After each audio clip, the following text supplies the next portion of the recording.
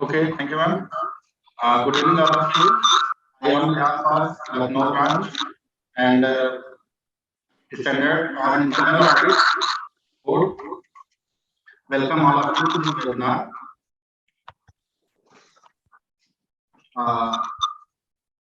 Our I would just intervene, Anurag, and request all to put their systems on mute because there is echoing of voice. Please put your systems on mute. Please carry on. We have muted. Sorry, sir. We have muted. Yes. Chairman is sitting beside me. He has muted. Okay, once again, I welcome all of you. And I would like to introduce our branch chairman, Ashish Pathak. He is very young and dynamic chairman. He is in his second term. Before this, he was treasurer of Lucknow branch. We have conducted so many successful programs within 6 months tenure. Now I would like to invite Ashish Pathak sir for opening remarks. Over to you, sir. Thank you, Anurag ji. आज के इस webinar में सभी का स्वागत है और सबसे पहले तो मैं धन्यवाद करूंगा कमेटी के हमारे चेयरमैन नंदा सर को और वाइस चेयरमैन म्यूट करेंगे और वाइस चेयरमैन ज्ञानचंद मिश्रा जी का। ये वेबिनार की होस्टिंग हम लोगों को मिली, लखनऊ ब्रांच को मिली, इसके लिए नंदा सर मैं आपका बहुत आभारी हूँ, धन्यवाद। चूंकि today's webinar is on standard on internal audit and the tagline is given कि keeping pace with the reforms. It is a very good tagline कि कैसे हमें इंटरनल ऑडिट्स में जो अब नए नए चेंजेस आ रहे हैं और हमारा इंस्टीट्यूट डे बाय डे इनके ऊपर स्टैंडर्ड्स बना रहा है। हमने ऑडिटिंग स्टैंडर्ड्स तो पढ़ रखे हैं, लेकिन स्पेसिफिकली ऑन इंटरनल ऑडिट्स ये जो स्टैंडर्ड बोर्ड्स के द्वारा बनाए गए हैं, आज हमें सुनने को मिलेगा। ये टेक्निकल टॉपिक्स जो आज के लिए रखे गए हैं सीए ऋचा साधना मैम के द्वारा और युक्ति अरोड़ा मैम जिन्होंने ज्वाइन कर लिया, वेलकम मैम। और हम तो सर से रिक्वेस्ट करेंगे कि ठीक है ये वेबिनार तो हो ही रहा है, लेकिन बहुत जल्दी हम नंदा सर चाहते हैं कि एक हमारे यहाँ फिजिकल सेमिनार भी इस इंटरनल ऑडिट पर हो। उसके लिए मैं आपसे अलग से टाइम जरूर लूंगा और हम चाहते हैं कि हमारे लखनऊ के जो मेंबर्स हैं उनको एट लार्ज इससे बेनिफिट मिले। तो इसी के साथ मैं कहूँगा धन्यवाद और over to Anurag ji. Thank you, sir. Now we have our welcome. We have our keynote speaker, C.A. Charanjot Nanda sir. Although he don't need any introduction, but I would like to add some points. He is Central Council member, 25th Council of ICI. Presently, he is chairman, Internal Audit Standard Board and Digital Accounting and Assurance Board, and vice chairman of the Banking, Financial Services and Insurance Committee. He was a member Quality Review Board set up by the Government of India. He was the member of Central Council Institute of ICI from 2004 to 2016. He was also chairman of Committee on Internal Audit of the Institute of Chartered Accountant of India and also the chairman of Committee for Members in Industry of the ICI. He was also the chairman of Women Members Empowerment Committee of the ICI. He also have some more portfolios, but time is short, so I would like to cut it short and would like to invite Nanda sir for his remarks. A very good evening, ladies and gentlemen. I see here the chairman Lucknow branch, C. Ashish Pathak, C. Anurag Pandey, the treasurer of Lucknow branch, two very revered speakers, and the best part is both of them are ladies. So this shows how our profession is progressing at a highest pace. I was the founder chairman of Women Member Empowerment Committee, and I feel very elated to welcome both the ladies, Madam C.A. Ruchi Sadana ji, Madam C.A. Yukti Arora, who have been contributing continuously to the board in terms of standard setting and also contributing for webinars and various other propositions. Today's topic is a well-considered topic. I want to tell you that the board is always inclined to ensure that we give the best to you. And best only comes when you start understanding how your working has to be created. I'm reminded of a couplet which says, गर खैरात में मिलती कामयाबी तो हर शख्स कामयाब होता. गर खैरात में मिलती कामयाबी तो हर शख्स कामयाब होता. फिर कदर ना होती किसी हुनर की और ना ही कोई शख्स लाजवाब होता. We chartered accountants are really a class apart. We are class apart because we give total impetus to our training, continuous professional education. And I am reminded of N.A. Palkiwala Sahab, who 1985 said that I envy chartered accountants for two reasons. Number one, they have continuing professional education. And second, for the reason that they have a well-set benevolent fund, which helps members who are also not members of the benevolent funds. In fact, they have equal rights with the person who is a member of the benevolent fund. Coming to the keynote assigned, give me a second, I'll put in my keynote and just be present there. Give me a second.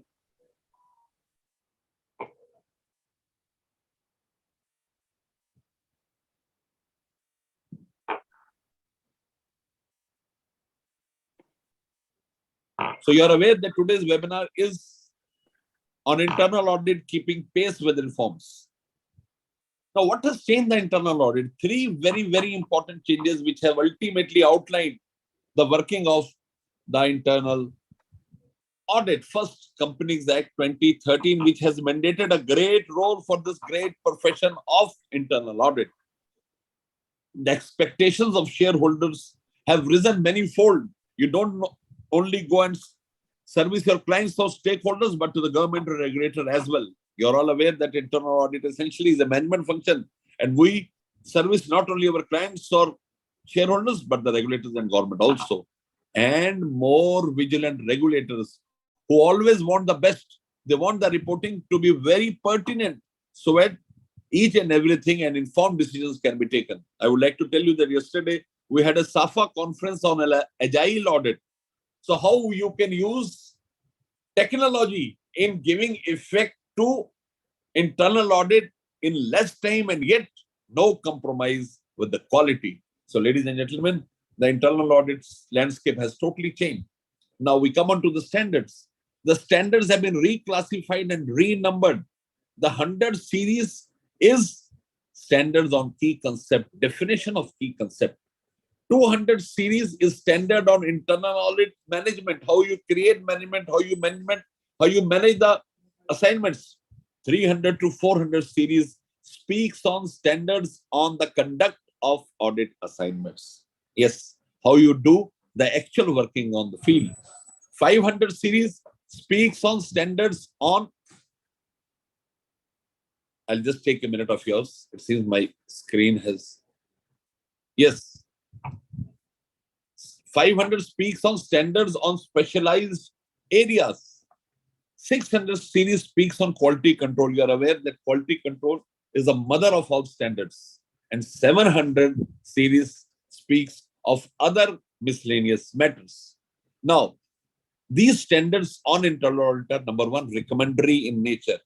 Your council, the board is very keen to make them mandatory, and we are working towards it. They are aimed to increase the overall credibility, consistency, clarity, and comparability of the work performed by internal auditors. Yes, these standards will give a way forward for us to work. These standards are codification of the best practices for internal auditors, which is again very, very important. These standards are an important tool in helping the internal auditors provide effective and efficient internal audit services to the clients or employers. Yes, if you work in an organization, you always use this for your betterment. And these standards provide a framework for internal audit activities and establish the basis for evaluation of internal audit performance and foster improved organizational processes and operations. Largely, it is directed towards creating such value-added areas which ultimately help the client have the best and take informed decisions in today's competitive times. This working shall ensure that an internal audit works to the highest expected levels. Now, what is expected from us? Number one, it is expected that standards on internal audit have been followed in the internal audit engagements undertaken by us. Yes, the need for an internal audit to depart from a relevant requirement is expected to arise only exceptionally where the requirement is for a specific procedure to be performed. It is not a regular working, it is in certain exceptional manners. And in such cases, the internal audit should document how alternative audit procedures performed achieve the purpose of the procedure, and unless otherwise clear, the reasons for the departure. In case you need to go ahead with another departure, you need to be having documented reasons why you are forced to do so. Otherwise, we have to follow the accounting standards. Now, internal audit standard board, what does the board do? The board issues standards on internal audit. And in the last council, which was held from 28th to 30th, we mandated 6 more standards, and they shall be published very soon. Issuance of industry-specific technical guides on internal audit, general guides on internal audit.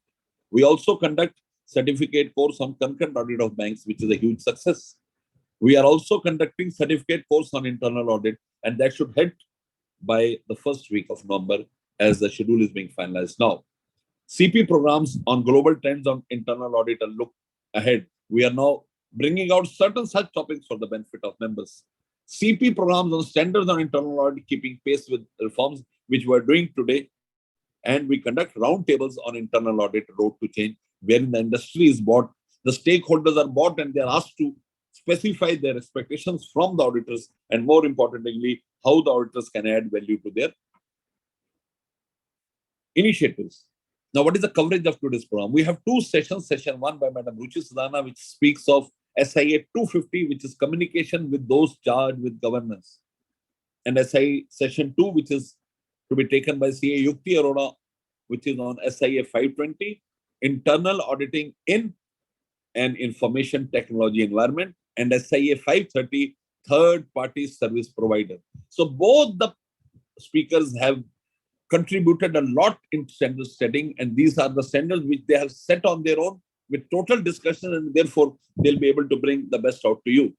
So, ladies and gentlemen, I will not take much of your time. We have both the speakers waiting to come and speak to you. So, not taking much of your time, I go send back the dais to CA Anurag Pandey, the treasurer of no branch, to take the things forward. But I want to say goodbye with what Ashish Pathak Sahab had said. He said, we want to do a program. तो पाठक साहब, अगर शायरी की नजर में कहा जाए तो कहते हैं कि जब भी जी चाहे बुला लेना मुझे मेहरबान, जब भी जी चाहे बुला लेना मुझे मेहरबान, मैं गया वक्त नहीं जो लौट के ना आऊंगा। और लखनऊ तो खास तौर पे हमारी ससुराल बनती है, आप जब आवाज मारोगे सर के बल दौड़े चले आएंगे sir. We'll do a program and a great program, a great astounding program. I request both the speakers, Ruchi ji and Yukti ji, also to join in Lucknow. Lucknow is a wonderful place. There is hospitality far excellent. So if you come there, you'll enjoy the hospitality of Lucknow. Thank you. Over to Anurag ji. Thank you, sir. Thank you, sir. Now I would like to start our first technical session. Standard on internal audit SIA 250, communication with those charged with governance. We had with us our learned speaker Ruchi Sadhana ma'am. He is CA and CMA, and he is also an alumnus of SRCC and did her CA in May 1997 in her first attempt with rank in All India merit list in CA finals. She is also a cost accountant and certified Sarbanes-Oxley expert. She has 23 years of post-qualification experience, and she heads the Corp Audit and Assurance Services Department for HCL Technologies Limited, a leading USD 10 billion global IT company with presence in Apex. It has also presence in our Lucknow, 45 countries. She has been the part of CA Institute SKD group responsible for reviewing the auditing standards and drafted 3 audit standards, which SIA 250, 350, and 390. Now I would like to invite CA Ruchi Sadhana ma'am for her keynote address. Thanks, Anurag ji, Ashish, and welcome everyone. Good evening, everyone on the dais, off the dais. I'm here to present the standard of internal audit 250, which is talking about communication with those who are in charge of governance. So I'll just present my slideshow.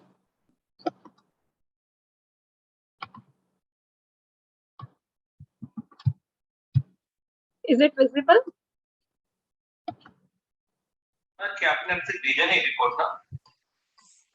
Not yet, ma'am. Just a second.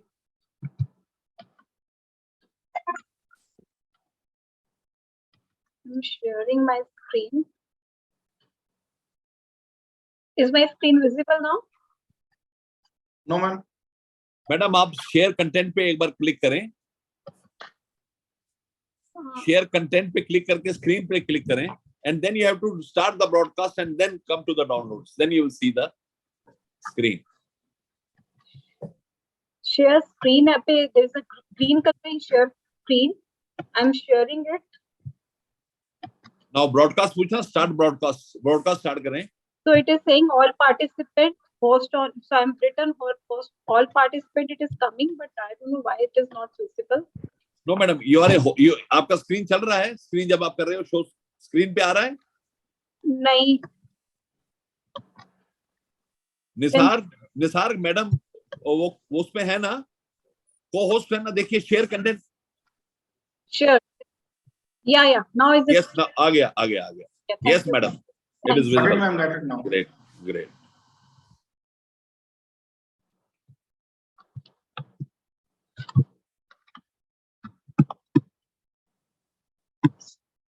So what exactly is the communication here we are talking about? It is primarily any information exchange between internal auditor and those who are charged with governance. So has been another standard on the communication, but that is primarily for the management 50. This is primarily for with the audit committee. So what exactly they are saying? What is the definition of those charged with governance? So we will be using TCWG for this, the way it is being used in the standard. So this can be an individual in case of the the small set of group of the proprietorship and all.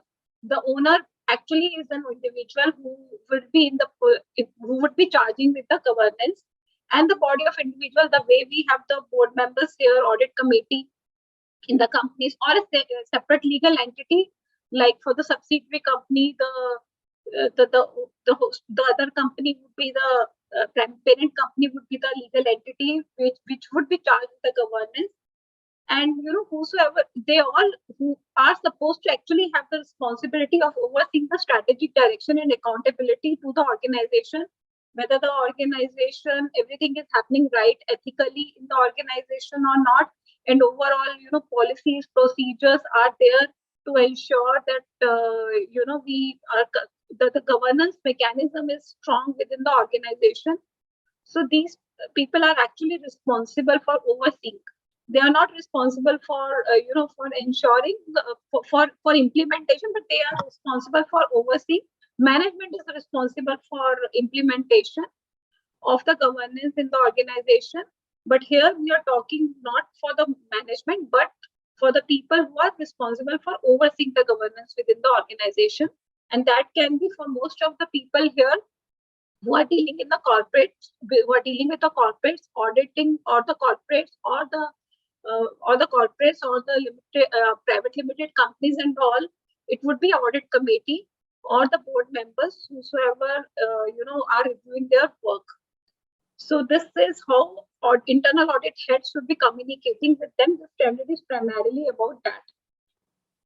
So the scope of the standard is not only for the internal auditors who are part of the organization, but also for the external service provider whom the auditors are, whom the assignments are being outsourced.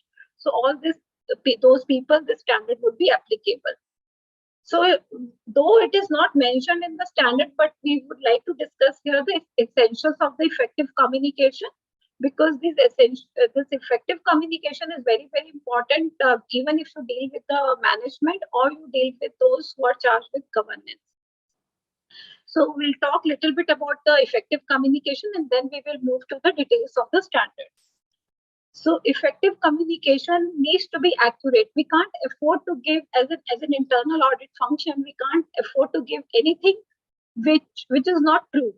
We have to give the accurate, picture to the people who are charged with the governance, because they are the highest authority in the organization, and internal auditor is supposed to be their eyes and ears.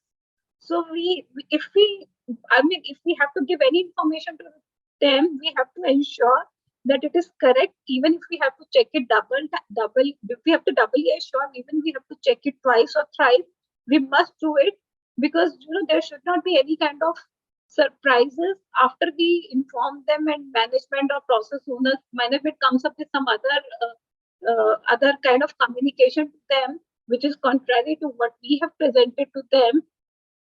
It will, the auditor would lose the credibility. So accuracy is very, very important for the communication, especially at that level.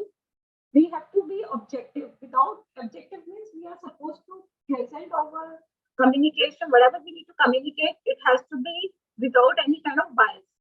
So that would be the objective for this thing. Anyways, the auditor is supposed to be objective, but communication also needs to be objective. It should not be biased towards anyone. It should be clear. There should not be any kind of ambiguity when we are talking to the senior to the people, those who are charged with governance, because if there is any kind of ambiguity, it would create the communication gap. And at that level, if there is any kind of ambiguity, the wrong decisions may be taken. So it is very, very important to the auditor to have the clear communication with those who are charged with governance. Our communication needs to be very, very concise. If we say concise, why it needs to be concise is because we all know the people who are charged with governance are senior most. I mean, they are the board members and all, and they take care of lot many other areas also, and they have a very limited. They don't have too much of time for you, that they'll keep on sitting for hours to understand what you are trying to say, and they keep on reading your long mails. So it has to be very concise. We can't afford to give them a very, very large or very, very big mails or big presentations. It has to be very clear and concise in manner. It has to be short and crisp. Then whatever communication we are giving to them needs to be constructive. We should avoid any kind of negativity in our communication, though auditor is supposed to give the gaps and all, which are not positive things to share with, and that's our responsibility. But the way we are presenting it needs to be constructive. It should not be attacking anyone, or it should not be in a complaining mode. It has to be constructive. Like if we find some fraud and all, also even that can be presented in a constructive manner by saying that we have a process. We can have this kind of process to improve it further, instead of focusing primarily on the fraud. How it happened and how we can we can cover it up, or we can make sure it doesn't happen in future, is the constructivity which an auditor should put in. Otherwise, it would be more of a complaining and a negative way of communication, which an auditor should avoid. Then the communication needs to be complete. It should not be that we are giving at this level, those who are charged with governance, we can't afford to give anything incomplete to them, or we can't say that we have done only this, so you please consider first phase and second part we are doing, and we will let you know later. So it should not be like that, because they have to get the complete picture. We can't give something in parts to them, and after some time go and say no, what we presented was not complete. Now we have completed that. Again, the auditor would lose the credibility. So this is something, the communication needs to be complete, and most important is the communication needs to be timely. If you are supposed to inform them something which is very, very urgent, some sensitive matter and all, if you inform them after 2 months in the audit committee, it will lose its importance. So because by the time you inform, management would have already informed to those. So I mean, even if you are informing them late, it will lose its. I mean, they will not have any interest in what you are planning to tell them, because they already know it. So the communication has to be timely. So these rules must be kept in mind while having communication, not only with those who are charged with governance, but even if with management and all, and junior people, even if when they are talking to the process owners and all, they should keep all these points in mind for the effective communication. We'll move on to the next slide. So this is the objective and the requirement of the standards. So this is primarily the objective of this standard is to provide a framework for continuous communication with those charged with governance.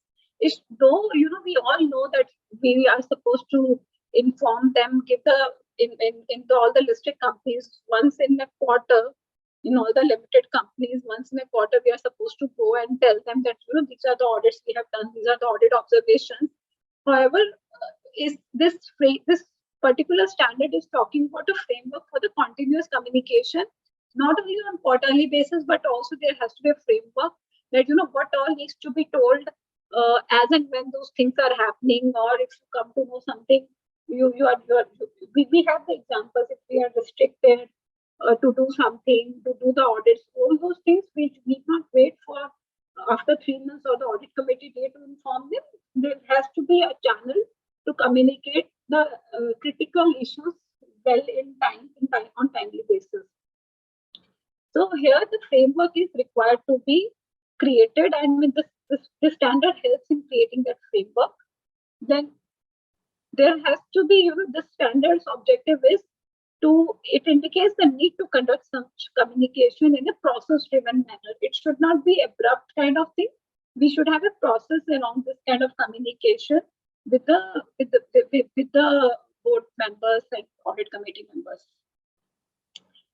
And it helps in establishing certain essential matters which will be communicated quickly as and when they are happening. So this particular standard is actually talking about some matters also, which we will be discussing in the following slides. So overall objective is the continuous dialogue and discussion on the important internal audit matters between internal audit head and TCWG, and in a process-driven manner. It's nothing related to that. We should not be doing this communication abruptly. We need to have a process that quarterly we will come to you, but for for these areas we may tell you as and when it is required. So this communication, this entire process should be well in advance established with them, so that they don't get the surprises. And this whole objective of this particular session is standard is that the communication is independent, definite, effective, and timely. So the requirement of this standard is timely communication with those shall be independent, objective, effective, timely. There has to be a formal communication process pre-agreed with TCWG, which we just discussed, so that they don't get any surprises. And it actually talks about what kind of information we should give. So there are a lot of information which are required by various other internal audit standards, which needs to be communicated to audit committee members and the audit committee chairman. However, there are certain information which are required to be given to them well in time which are required by laws and regulations. And it also requires about the sensitive information which should be given as and when there's a need to give that information. So primarily this particular standard is talking about communication which is required by law, which is required by various standards, and about the sensitive and the essential matters. We'll go to the next slide. So communication relationship, it is the explanatory comments. These are the explanatory comments of the standard. It has 5 portions. So communication relationship is kind of establishing and maintaining effective communication relationship. Then this has to be two-way communication flows. It's not that the internal auditor kept on feeding them and there is no feedback being received from their side, this particular standard expects two-way communication where internal auditor is giving them some information and taking a feedback also that, what extra they want internal auditor to do to ensure that, the controls are in place. And third thing is which communication relationship, the third requirement of the communication relationship is that it has to be a continuous, professional and independent dialogue. It should not be influenced by the management. It has to be independent, though internal auditor is independent, but at the same time, this particular standard is insisting on the independent dialogue also of audit committee chairman and the internal auditor. Many of the companies, it happens most of the companies that internal auditor, the audit committee chairman or audit committee members want to have a separate meeting other than the management with the internal auditor, just to ensure that if they want to inform them something which they may not be interested in informing in front of management. So that kind of communication is something which happens in most of the companies, and this is SIA 250 also talks about that when we talk about the independent dialogue, where management may not be present and the discussion is independent. It's not being influenced by the management. The nature of communication has to be we have to define the formal communication process with those who are charged with governance, the audit committee members, audit committee chair, and internal audit head, and they can decide that this would be our communication process, and it would be talking about three things: form and content of communication, what would be communicated by manner and protocol to whom they are supposed to communicate, and how they are supposed to communicate, whether it is going to be by way of mail or it is going to be by way of call, and what all the essential matters which may be communicated to them well in time. And even if it is a quarterly meeting, then audit plan will be discussed once in a year, or it will be revised twice, another in third meeting. So all these things, or essential matters or sensitive matters, how it will be done, and who will be communicating to whom, and how channel will be there, how means the channel of communication, and timelines and periodicity of communication, which is by when the communication will happen. So this is the nature of communication which this particular standard is talking about. Now we discuss the essential matter of communication. So there are certain matters, it is on the judgment of the internal audit head also that what he considers essential. However, essential is defined by various standards also of internal audit, various laws of the country. Like, for example, what I've mentioned below is the annual internal audit plan, which is covering the scope, timing, methodology, and who will be taking this assignment, whether it will be outsourced, whether it will be done in-house, whether we have the resources, what would be the budget of internal audit function. All these things are actually, part of communication between internal audit head and audit committee. Because internal audit department is an independent department, their resources, budgets, and all must be approved by audit committee chairman and that committee.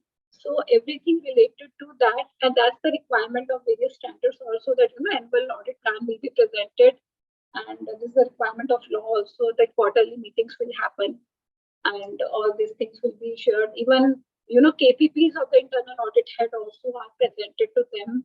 In salary and appraisal of the internal audit head is also being done at these kind of meetings. But he has to present his KPPs to the audit committee. So all these things are supposed to be. It should be mentioned that this will be the communication. It is just it's a process of establishing that what are the essential matters. Then outcome of the risk assessment exercise, which we have used for developing the internal audit plan. So that is also something which needs to be informed to the audit committee. Then periodic update on significant observations are also informed along with CAPA, corrective action plan, preventive action plan, along with the timeline. So that's the part of presentations we all make for the audit on the quarterly basis. However, periodic update also on the significant observations, because generally observations are supposed to be, the gaps are to be bridged after 2 months, 3 months, and we have to follow it up as an auditor. So there also we can actually give the update if there are significant observations. So we in most of the companies, and that's the requirement of another standard also, that after a periodicity, in most of the companies, 6 months after the date of action plan, if the thing has not been, the gap has not been bridged, internal auditor takes those observations to the audit committee to inform that the date has passed, 6 months have passed after the date is over, and still gaps are not bridged. And but there can be something which are very, very significant observation where even if 6 months have not been passed and corrective action plan have not been taken, so for that they may even go on the quarterly basis or monthly basis to the audit committee chairman. But this is something which will be very, very only for the very, very significant observations. But the periodicity has to be defined well in advance in the process set up by internal audit head and agreed by the audit committee chairman, that what all will be communicated at what interval of periodicity. Then, how the internal audit department is functioning, detail on their continuous update on their progress, status of performance, and budget constraint, resource constraint. And this is something, how the department is functioning and all is something, when I talked about the KPIs of the audit head and all those things are essential matter of communication to the audit committee of the TCWG. The status update I just talked is of the prior audit. That is the requirement of another standard also, that how we are communicating the status of the prior audit issues. So their timely closure and the action audit taken report, all that needs to be communicated to the audit committee at a periodicity which has been agreed with the with TCWG. And any other matter which are required by standards or by law, regulation, or any other professional judgment of the internal auditor, all this communication must be done to the TCWG, to the audit committee chairman, oblique any audit committee, other people, depending on the way it has been, the process has been established between the internal audit head and them. So there has to be process, and then everything should be in writing that this is what we'll be planning to do and agreed, and then all this communication must happen at the periodicity, which again was defined well in advance. We'll go to the next slide. So this is talking about the dealing with the sensitive matters. So we as an auditor come across not many sensitive information of the situations. So this is something, when management overrides the control, there is any fraud which, internal auditor come across, or any senior leadership issues with they form with the senior leadership. So these are the sensitive information, and this is something which we must, inform to them on time-to-time basis, and there should be definition of the sensitive information which they may give them abruptly as and when it happens. So, for example, if there are significant delays by auditee, they are not available, or they don't want to they are not giving the required information, which is the base of the audit, and if audit cannot be done, so we don't have to hold back this information till the audit committee and then tell audit committee chairman that we could not do this audit because the key person was not available, or the key information was not available, or those people were busy or not available. So we have to communicate to them well in advance that this audit we may not be able to do this audit, and probably we are picking up some other area, all this information needs to be given well in advance. This is sensitive information because this has an impact on the audit plan as well as the execution of the audit plan, and for which internal audit is responsible, and the people who are charged with governance are relying on internal audit to ensure the controls and the governance is there.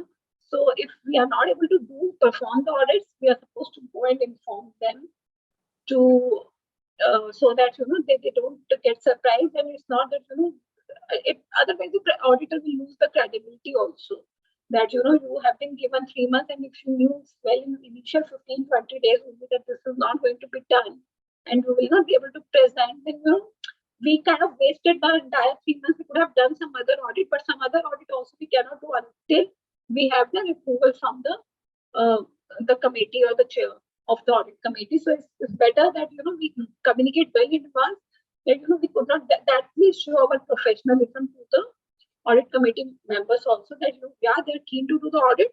They are not just sitting on that thing, and they are not happy that if it is not being done, they've got enough time to spend on other activities other than audit. They want to do the audit, so it's better that they have asked for another audit. It will show that we as an auditor are professional as well as we are keen to do our job. Then if we are given any unreasonably short time, when we know that within this particular time we will not be able to complete the audit, and even if we complete the audit, we will not be able to give the satisfactory results, or we ourselves will not be confident on our audit, then I think that is something which we should inform to audit, and that's a sensitive matter. It's not essential, but it is a sensitive matter which we must inform to the audit committee chairman that this is unreasonably short time, and even if we do, it is not going to serve the purpose. So either we shift it and do something else, or we present it in the next meeting. So this again is we should not be informing in the audit committee meeting that after 3 months that we could not get the time. We started doing the audit only in the month of August, so we could not complete it in the month of September, so we could not present it. That shows we are not professional enough. So we have to give this information also well in advance and tell them in advance, so that they don't get the surprises in the audit committee meeting. Then if we need to put an extensive effort to obtain sufficient and appropriate audit evidences, and that particular thing requires a lot of time and all, then we must inform that also, that this is not something which is a routine kind of audit, and even if it was a normal audit, it is made complicated by the process owners and management, and we had to put in a lot of efforts to take out this information. This communication must also be done, because this has an impact on the audit timelines and the completion of audit, and finding the right kind of gaps within the audit. So we have to inform this also well in advance to the audit committee, so that they know that the kind of efforts which we have put in the audit. Then in case or internal auditor, any restrictions are imposed or hurdles are imposed, that you will not be given access to this data. You have to do payroll or data, but you don't have the access to the payroll register or the salary, and they say it is confidential, we will not be able to give you. Or they try to give you in a very, very masked way, which will take you double the time but you were actually putting it, because if you get the masked data, you have to use that masked data in logic for the all information which is available to you. So sometimes it really impacts the audit period, the kind of audit timelines which we have taken, or sometimes we don't even get the information. So that information, if we are not getting, we may not be able to do that audit in time. Forget about time, we will not be able to do that audit ever, because there are restrictions on the data.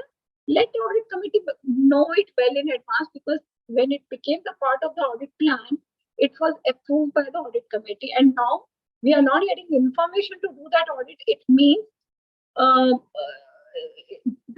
management or the process owners are not interested in getting, and this is clear-cut denial to the audit, challenge to the audit plan, which has been approved by the audit committee. So this is something which we have to inform well in time that these are restrictions, and because of this restriction, we are not able to start the audit or do the audit effectively if the restriction is for the part data. Though many of these things can come as a disclaimer also in the audit report or in the audit committee deck. However, if we tell this sensitive information well in advance, it will exhibit our professionalism. But it is again the judgment of the audit head. Otherwise, so many small things we should not take to the audit committee. We should only take which is very, very sensitive and it has an impact where, internal audit should not be, audit committee members should not feel as if internal audit head has not informed us well in time if these were the problems. So that is something, which we have to tell well in advance. Again, audit head judgment would definitely come in place for this kind of, for deciding what exactly is the sensitive matter. This is just an indicative list. Finally, every company has their own challenges and their own ways of working. So depending on the ways the company is there, ways the audit committee is reacting, I think that is something which internal audit has to decide. But he has to ensure that we should avoid giving the surprises to them in the audit committee meeting. So sensitive matter is primarily for that particular thing. And we, whatever communication is happening, every communication needs to be documented. Communication can be by way of, it has to be black and white by way of mail or in writing. However, sometimes we end up having the oral communication. Oral communication always needs to be documented or minuted and shared with the person with whom we had the discussion to avoid any kind of surprises that, you said something and we never heard that. So to avoid anything like that in corporates, forget about TCWG, even with management or the process owner, when the people are young and even at a junior level, they need to be very clear that this oral communication always needs to be documented. There's nothing oral as far as auditor and auditee or auditor or management or auditor and TCWG is concerned, audit committee is concerned. Everything, even if orally, needs to be documented. Everything has to be in black and white because as people say that auditor can't hear, they can only see. So we have to only see what is written in black and white. So at the end of the day, documentation is the most important thing for any communication because this is all official communication. And official communication needs to be evidenced. And it can be evidenced only if it is documented. So that was all as far as standard of India 216. I think we can take up the questions now.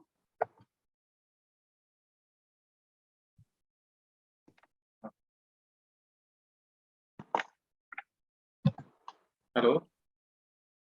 Yeah, we can hear you. Thank you so much, ma'am. And as ma'am has requested to answer the questions just after the session, I would like to say a few questions which we have received. First question is from KG Subramaniam Iyer. He has asked what the steps to be taken for implementation of internal audit standards. Internal audit standards are supposed to do an internal audit in the framework of the internal audit standards only.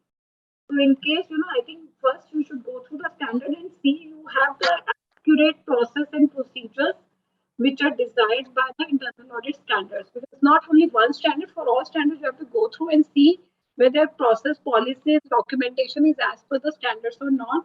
I think we have a separate standard for this particular thing, how to do that. I think the initial one of the standards, I'm forgetting the name of the standard, but it talks about that. These are the all standards. Few are for the how the audit internal audit department should be constituted, what are their roles and responsibilities. Then we have standards on how the audits to be done. So they need to read all things and then implement that and try to have an audit manual in the department which documents all these things that, so to avoid any kind of ambiguity. Next is good evening from Chandra Reddy. And next one is from KG Subramaniam Iyer. He has asked, any guidelines are available from the Institute of Chartered Accountants of India, but he has not stated which guidelines.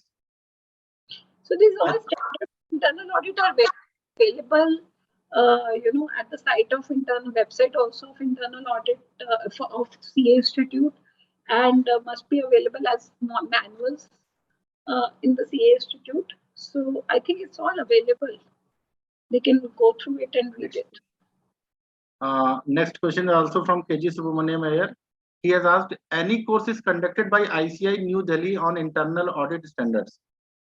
I think Chandra just spoke in his PPT regarding this particular thing, that it is the standards. They are planning to start a program on the internal audit. I think if Mr. Iyer has seen his slides, it was very much there. This refresher course is also one of the bullet, and the course on internal audit was also one of the bullet in his slide. So I think they can reach out to the Shivani Nigam or someone in the internal audit standard board to know more about that. Go to the website. Next is OK from Lalit Chawla, Wow from Bhavani Shankar Paul, and Mr. Pramod Kumar Bhojwani from CIRC has asked to please provide PDF of paper. Sharing, if you want the slides, I'll be sharing with Shivani and can circulate. Otherwise, the paper is already there with the institute. The PDF of the standard is already available with the institute, and it must be available on the website. Next one are appraisals from CA Asha Singh, well said. Bhavani Shankar, nice session. And Bhavani Shankar from nice, again, nice session. Thank you, ma'am. We have received only 15 questions and all have been answered.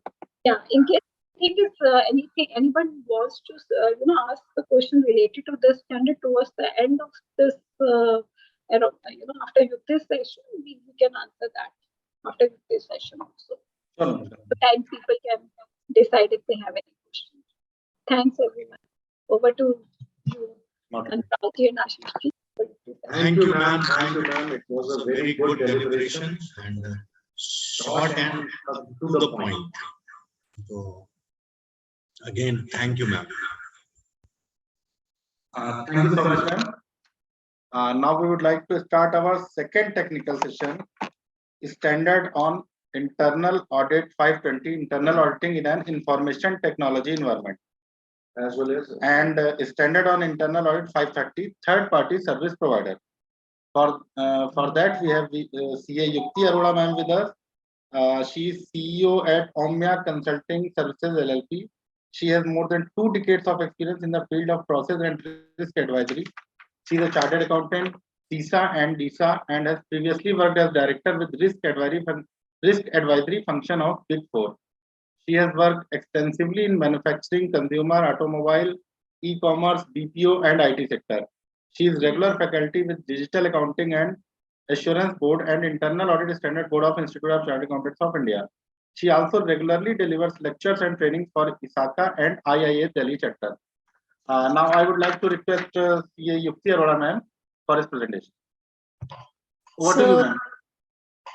Thank you, sir. Thank you, sir, for this introduction, and thank you, Institute of Chartered Accountants of India, Internal Audit Standard Board, and Lucknow chapter for giving me this opportunity to explain and discuss on this 2 important standards, which are auditing in the IT environment, and the second one is the third party audit. So these 2 are very, very important standards. They are part of the series of standard of specialized audit. If you look at the entire framework, These are coming in the 500 series, which are with respect to the audit of specialized areas. So they are both a part of them. And if you look at it, the agenda which I'll be covering in next 2 hours, like 1 hour to 20 minutes actually, will be standard on internal audit 520, auditing in an IT environment, and standard on internal audit 530, which is third party service provider. So if you look at it, one of the very, very important aspect which we should be considering is that this standard should be read in conjunction with the reference to the standards of internal audit, because it lays down the overall approach of the internal audit and the framework governing the internal audit.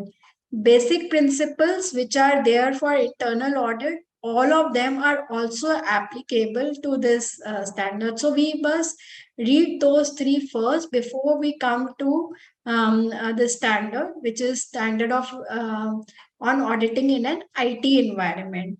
Now let me take you about through this standard.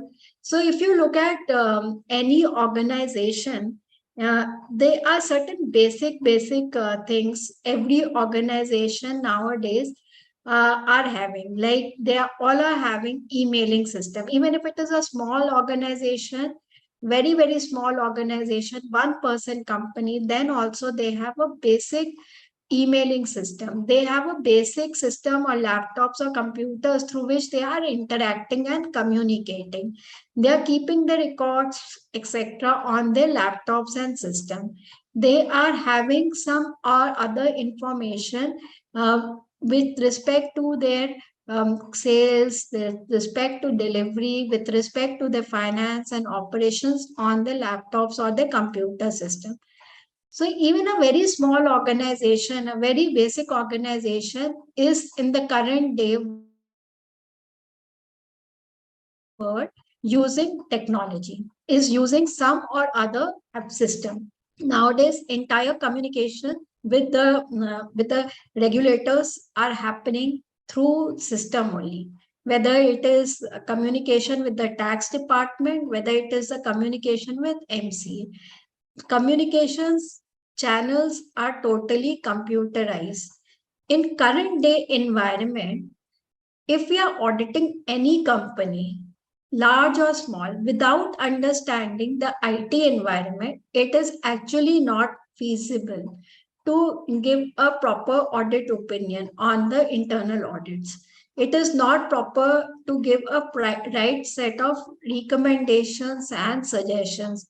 It is not possible also to assess the risk in a proper manner of what impact it would be. So therefore, this standard plays a very important role, and it deals with the responsibility of internal auditor to conduct audit in an information technology environment. To understand what is information technology environment, it is very important to understand it is not only the application, it is not only like SAP, Oracle, Tally, Microsoft Dynamic, Navigation, payroll applications, some CRM applications, some SRM applications. It is beyond like that application.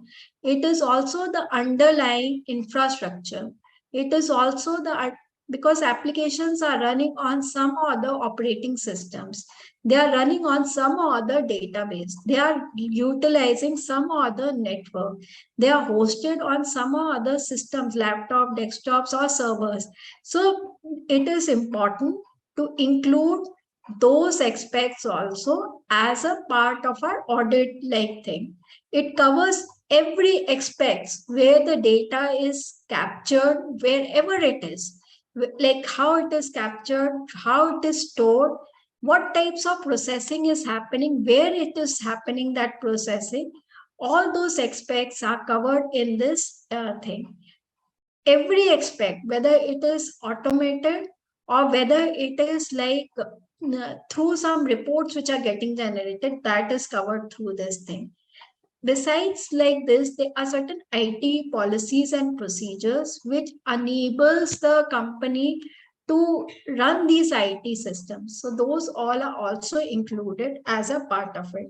Nowadays, companies are adopting emerging technologies. They are adopting systems like analytics. They are adopting systems like various types of robotic process automation. All those things, all those systems are part of the overall IT environment. The objective, the prime objective of this standard is to enable to audit in a comprehensive manner, looking at both the infrastructure as well as the application. Although the audit approach does not change when we do the audit using the IT environment, however, new risk emerge. However, the new methods of doing emerge. The new modes and ways of checking of those emerge. The new audit approach in terms of adopting and making changes based on those IT environment emerge. So these aspects is what we should consider, and these are the aspects which we should understand before we go ahead and approach this type of thing. So the whole audit objective or the aim is to evaluate risks which are arising because of this IT environment, and whether like the IT related controls are adequate, are properly designed and implemented and operating effectively so as to meet the business objective. So that is the like whole reason or whole approach. So before like even I go to this, like there are certain aspects which we should also understand. First is like why the standard came into it. What is the purpose of the standard? What is the objective behind this standard? So the key objective which the standard aims to address is to make sure that audit happens by understanding the entire IT environment in whole.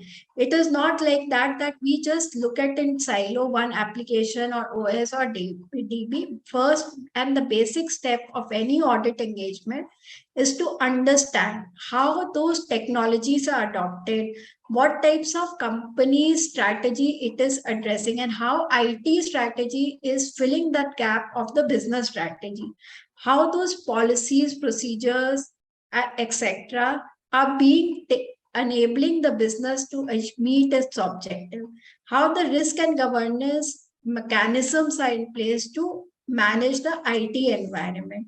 So the objective of standard is to ensure that you do an audit in a proper manner, comprehensive manner, by clearly understanding first the organization's IT environment. Some organizations may be very small in terms of usage or very simple in terms of usage of IT applications. They may have one small tally application, or they may have a very simple mechanisms in which they would be maintaining their records and filing their returns, etc. But some organizations may have very complex environment where there would be more than 100 to 120 key applications, various sources from which the data is coming, and then various places where the data is getting exchanged. And in such types of thing, it is extremely important to understand how the business strategies are being addressed, how IT strategies align with that, what are the policies and procedures, risk and governance, and to get a comprehensive view and plan the audit in a proper manner. Once you have gained and done the understanding, the next objective of this standard is to assist, like to do an independent risk assessment, to see what types of controls we can have to mitigate the risk which comes as a part of it. So many new risks emerge, like because of this IT environment, cyber risk has emerged, privacy risk has emerged, because data is centralized. All the data is available at one particular location. Everything is getting captured. You have lot of information of past and also like the current, and the technology is evolving. So you can predict the future also by using techniques like machine learning and artificial intelligence. And therefore, the whole purpose of this standard is to enable the companies to look at that and perform an independent risk assessment to evaluate the overall risk which are coming. So there would be a risk of cyber risk. There would be risk of AI or ML because of the biases which it may bring. There could be a risk which is like of unauthorized access. There could be a risk of changes which is not as per the business requirement. There could be a risk that certain third party may take away your data without your permission. There could be a risk where your systems are unavailable. There could be a risk where your brand and reputation is impacted because there is a compromise of your customer data or vendor data or your employee data. So it is important to understand and do an independent risk assessment based on our understanding to see how these risks are there, and then basis that to find our audit procedure.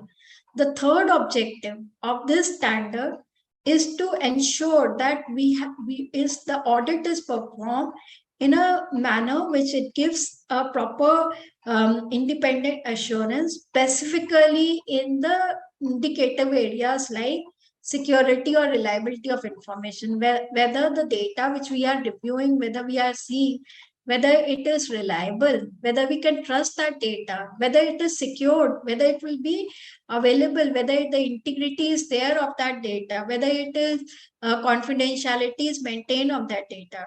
So all those aspects needs to be like this assurance can provide.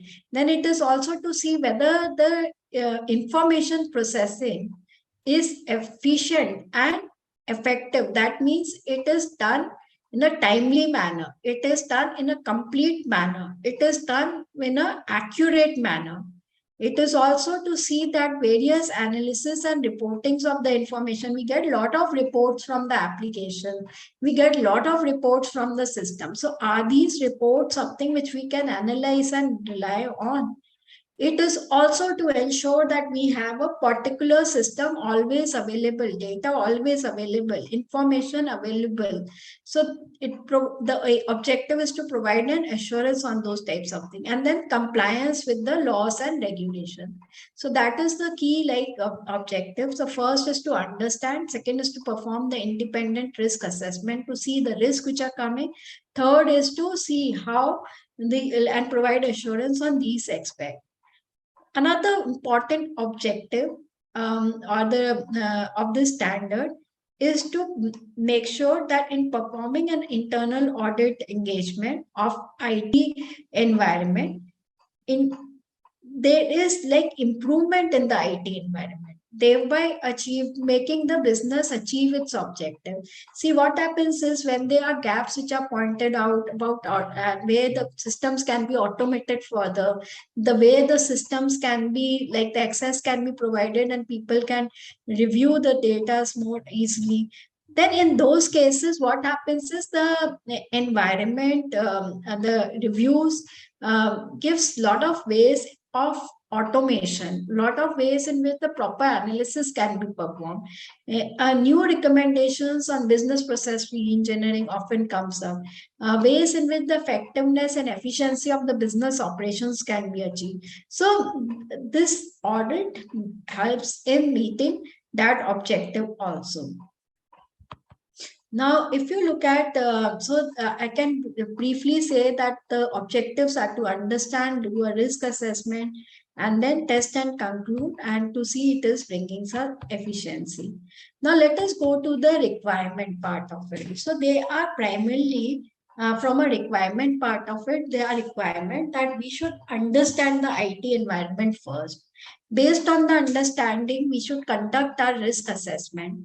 Then the team needs to be properly equipped with the technical skills, and they should be having that competency and skill sets to perform those types of audit. The scoping, it needs to be performed before we actually start and conclude and start the entire process. Once the scope is finalized, then the next step is to perform the IT audit planning. In fact, the greatest time should be spent on doing this planning. Because if the planning is correct based on risk-based approach, then in that case, what happens is execution becomes more effective. The observations are meeting the business requirement for which the audit was undertaken. So therefore, a lot of effort should be done as per for the planning. Then audit execution should be as per the approach of internal audit, which is given in the 300 series. So in fact, like the whole of 300 series give covers like aspects of planning, execution, documentation. So this standard should be read in conjunction with that, specifically with respect to planning, execution, and documentation. And once we have performed the audit, then they need to be reported also. So it also covers the aspects of how the discussion should happen and how the deficiency should be reported, and the overall engagement should be concluded. So if you look at the, we'll go step by step what the requirements are with respect to IT understanding and risk assessment. So with respect to IT understanding and risk assessment, the first and the most important thing is that we should gather a lot of information from the management of the business, of the entire entity level control, and perform our independent understanding of the entire business operations and the corresponding IT systems. So for instance, like if we are auditing a ERP like SAP, then we need to understand that what all business operations are carried out through that ERP SAP, whether it is solely the sales and purchase and the financial close and reporting process, or whether it is also the entire production process, the entire quality process, the HR process, and all. So we need to gather complete understanding, and when we are gathering this understanding, we will come to know whether like the usage, what is the extent of usage of the application, whether all the modules are implemented, how many people are actually using that applications, what functionality is there or not there. So all those understanding we will get while we are gathering this thing, and to what extent the systems are relevant, that also we will understand. This information will help us to do a risk assessment, that where the risk is. Like for instance, if the company has implemented SAP and they haven't implemented production planning part of it, so there won't be any risk. Like even if the access to production planning module is given, there won't be any risk because system is not being utilized for that purposes. They are doing it in a manual manner. So we need to do a proper understanding so as to gather and see the risk, what it is posing, and based on that risk, what could go wrong, identify the controls which needs to be there to mitigate this thing, because this is a starting point for effective business risk assessment, IT risk assessment, and it is a very, very important step. So if you look at the detailed requirements, like the explanatory note to the standard, so it talks similarly, like you have to assess and then identify and then assess and then define the control and review the control. So you need to gather the understanding of the business environment, the business process. So when, like for instance, if it is like for instance accounts payable process, so accounts payable SAP is the application which they are using. It is in which module? Financial closing reporting process of SAP. How many people are using that module? 10 people of finance departments are using that module. What type of transactions they are doing? They are parking and posting those types of activity. Whether everything which is being parked and posted is done by the same person or it is done by different person, all those understanding you will do while you are doing this like business understanding and the IT corresponding IT application or IT environment understanding. Once you have done that, you will also look at the infrastructure, the underlying infrastructure. okay, it is SAP, but then definitely it must be running on some operating system and database. You'll understand, oh, it is running on Windows operating system. It is running on HANA database. So, and it is this hardware or infrastructure is hosted on cloud. So the risk of physical security, it's outsourced. It is not lying here. It is outsourced with the cloud service provider. The operating system and database is being managed by a third party provider. Again, so this is outsourced. So that is how you will do that assessment and understanding, going step by step, layer by layer, and seeing what business processes, how it is being done, who is doing it, when it is being done, where it is being done, how it is being done. And when you answer all these questions, you will be able to get the entire information, and based on that you can see what could go wrong and complete your risk assessment, and with a special focus on the aspects of technology, because there are technology risks which are emerging as a result of it. There could be risk of unauthorized access, there could be risk of unauthorized changes, there could be risk of weak password, audit log not enabled, there could be risk of breach of like confidential information, there could be risk of third party vendor data leakage through the third party vendor. So all these risks we need to identify when we are gaining this understanding and understanding what type of thing is. The next important step, once we have gained and once we have assessed, the next important step is to put the right skill set, the right people to perform this audit. If it is highly technical, if it is highly complex, if it is lot of requirements are there with respect to clouds, the technology architecture is very very complex, then we need to have the right set of team members with the requisite experience to perform this thing, because it's an audit of specialized area. It is an audit where you sometimes you would require special skills to do that particular thing, and therefore you need to have the people who are having knowledge on IT governance, who are having knowledge of application control, like for instance if it is SAP, people having knowledge of SAP, if it is Oracle, people having knowledge of Oracle, if it is a Salesforce, people who understand Salesforce, right? Infrastructure, like if it's hosted on AWS or Azure, you need to have people who understand those cloud platforms, the configuration, the security settings, the cyber security understanding should be there, like understanding of various frameworks which are there, like NIST framework or Audit framework or ISO framework. So the people having those understanding and skill set needs to be brought into the thing. And there are a lot of regulations, because nowadays IT doesn't operate only in like one place. The systems are spread across, the systems are like the data is moving cross border. So when there are cross border interactions, sometimes those like country regulations become applicable to us. So if we are interacting with Europe, then GDPR requirement would get applicable with respect to data privacy. If we are interacting in US, then those requirements would be there.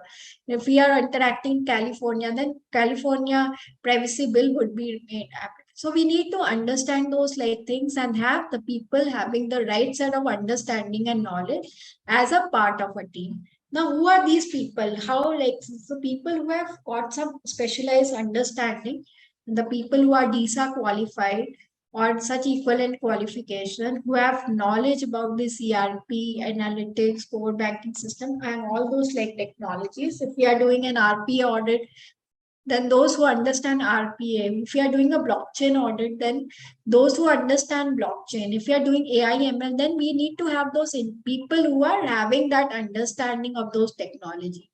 And these credentials can be sometime internally like available. Sometimes we may have to seek help of external service, external people, collaborate with them, bring those specialized SMEs, subject matter expert as a part of our team, and perform this audit.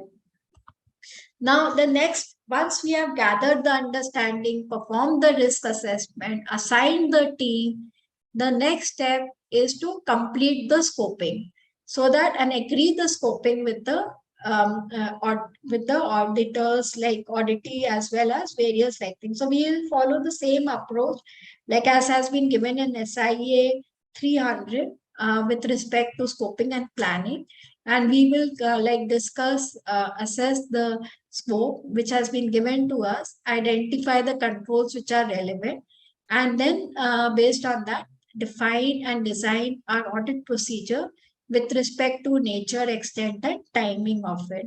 The scoping would be dependent on the understanding, on the objective, and as the result of IT risk assessment. All these things will define the nature, scope, and timing of our audit procedure. Key areas of the scopes could be like your business IT systems, processes. All those key areas, whatever has been identified, needs to be clearly documented and agreed. It is very essential that we completely, properly document what is there in the scope and agree before we start the audit process. This is one of the very, very important requirements. Once we have done this scoping and thing, the next step in the audit process is to do our planning. Planning is, as I mentioned earlier, is one of the very, very important aspects. Why? Because if this planning is correct, if the team, like your risk assessment is correct, the audit procedures planning you have correctly defined, clearly identified which system, who is the stakeholders, who from our team is going to go and do that type of thing, assign the resource in the right manner, and put the time frame in which it has to be covered and how it has to be covered, entire audit will go smoothly. Entire audit will be actually done in the right manner, and the results of the audit will be as per the business expectation. So a lot of effort should be done in putting the plan of it, and there is a role where the audit the leader should get definitely involved. So they should be involved in performing this thing. And the key output of this phase is to have a proper understanding, the risk assessment, a very, very clear approach of how we are going to do this, what type of audit like mechanisms which we are going to use, if there are any tools which we are planning to use or not, how is the project plan is going to look like when we are starting the audit, when we are completing the walkthrough process, when we are doing the field visit and design and implementation testing, when we are doing the operating effectiveness testing, what is the time we are going to issue a draft report, then the final discussion with the management will happen and the closure of the audit will happen. All these things need to be identified, documented, and communicated and agreed on before the entire audit process. And the explanatory note also gives it in a very, very comprehensive manner. We should maintain these documents, and if we are using certain emerging audit tools, there are a lot of if the data, if you are doing this audits where you are getting into looking at the completeness and accuracy of certain reports, so it may be very difficult to do it directly through this. Sometimes you may require some emerging audit tools and techniques tools like data analytics tools, etc. So, and for the presentation, you may require presentation analytics tools like Tableau and ClickView. So in that case, you need to understand and list down that requirement so that you can provision those, provide them at the right time, and communication can happen with the right set of stakeholders, and you can get the data from them in the timely manner. And also if you are not getting those information, then there's a mechanism to escalate. If you don't document this planning, then and nothing is written, then how you will say that whether you are on time or not on the time? And most of these audit engagements are time-bound engagement. They are audit committees which are set much in advance with a clear objective and the timelines. So definitely it is very, very important to have a proper planning to be conducted. An internal auditor should also look at the various illustrative checklist of IT controls, which are given in the annexure 2 of this thing. It talks about various controls on the IT governance, on the overall mechanisms of resource, the IT architecture, the aspects of access control, the change management, the IT operation, the cyber security, data leakage, privacy. All those indicative things have been given in the annexure 2.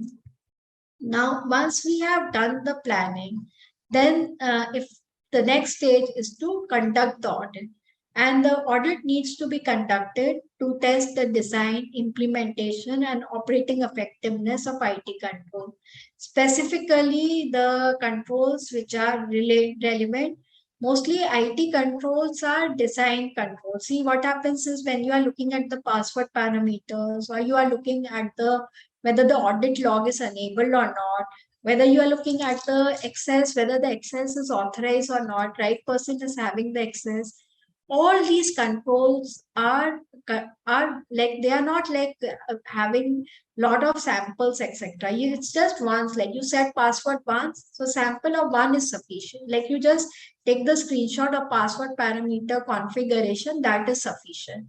So primarily it is design and implementation testing. Operating effectiveness thus is not applicable to that type of control. Some of the controls where there are a lot of like activities being done on daily basis, like for instance backup, which is done on daily basis. There you need to select populations of certain days as per your sampling approach and see the operating effectiveness of it. Sometimes there are a lot of people who are getting access on daily basis. So then you need to take the samples and as per the sampling approach and see whether the access were approved before they were provisioned. If some like on a particular like there are a lot of people who are leaving, then you need to like, and your population size exceeds certain as per the sampling approach, you need to select the samples and perform the operating effectiveness test of the same. So it will depend on the population, whether it is a design and implementation or the operating effectiveness. But all the configuration related control, all the controls which are setup related controls, all the controls which are related to making the system up and running, which are configured in the system, they all are typically design and implementation. So just looking at the configuration itself would be sufficient to do audit execution. Audit execution, one can adopt various ways. Like, see, there are a lot of ways in which one can perform this entire IT audit. One is like through doing but through combination of these one can adopt. So one is by doing an interviews. You look at the policy procedures. You ask whether policies procedures with the right set of people to see by way of interview whether they are aware of those policies procedures, whether they have actually implemented those things. So you interview those people, you review those documents, policy procedures, and then once you have done that, then you start looking at the configuration. You start looking at the application. You go to the application, you take out the security parameters which have been configured. For instance, if you are looking at the control which is relating to enablement of multi-factor authentication, so you go to the security setup, the configuration which is done on the server, and see whether the multi-factor authentication has been configured by the administrator. You take the screenshot if the tick is there or if it has been enabled. Then you go to the, if you are auditing like password parameter, you look at the configuration. Policy says that password length should be 8 character, it should be alphanumeric, it should be having that feature of like 3 wrong attempt, the system gets, like the ID gets blocked. So once you have interviewed, once you have looked at the policy procedure, go to the security setting and see whether the password length is that character as written in the policy and communicated in the interview. You take the screenshot of it. So looking at those screenshots, looking at those documents and inspection of those helps. Certain controls in IT you will have to do through a physical walkthrough. For instance, like the access to the data center, whether it is restricted. You can take a the CCTV camera, the emergency exit marking, the presence of environmental control devices. So all those things you can look at through the physical walkthrough. So combination of techniques of interview, review of document, system configuration, inspection, walkthrough can be adopted. In certain controls, it would be like taking the population from the system. For instance, if you are checking the change management related controls, in that what we will be doing, you will take the complete, you will discuss with the management, you will interview them, and then after doing that, you will look at the change management policy and procedures. Once you have done that, then what you will do is you will take the complete population, complete list of changes which has happened in the application during the audit period.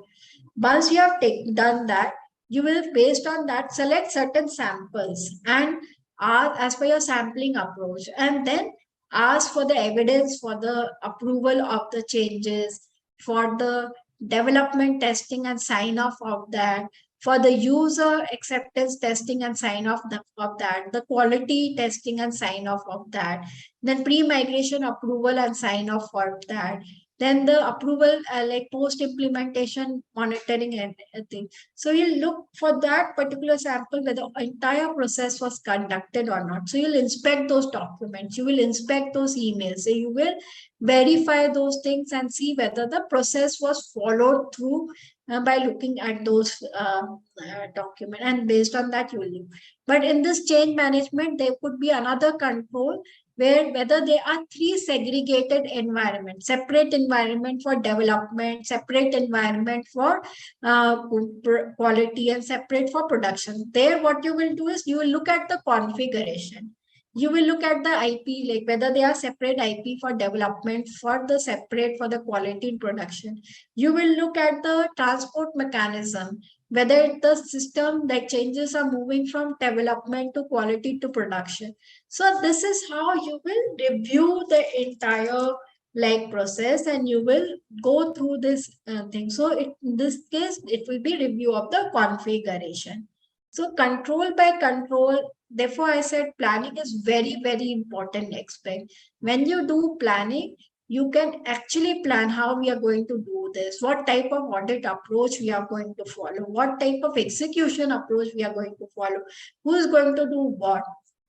And many a times what happens is you have to look at the various reports which are coming. So for instance, if you are looking at the incident management process of the IT, there you will need to look at the reports of incident management, the event logging, the problem management reports, and the incident management. All these reports you will inspect, and you will see whether they were correctly identified, properly classified, then whether they were recorded first of all, and then they were properly dealt with, the root cause analysis of it was performed, whether they were resolved as per the policy procedures and the SLAs which have been agreed.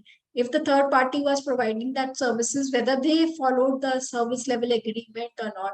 So you will select some samples and do all these things, and here you will gather certain evidences, and you will inspect those things.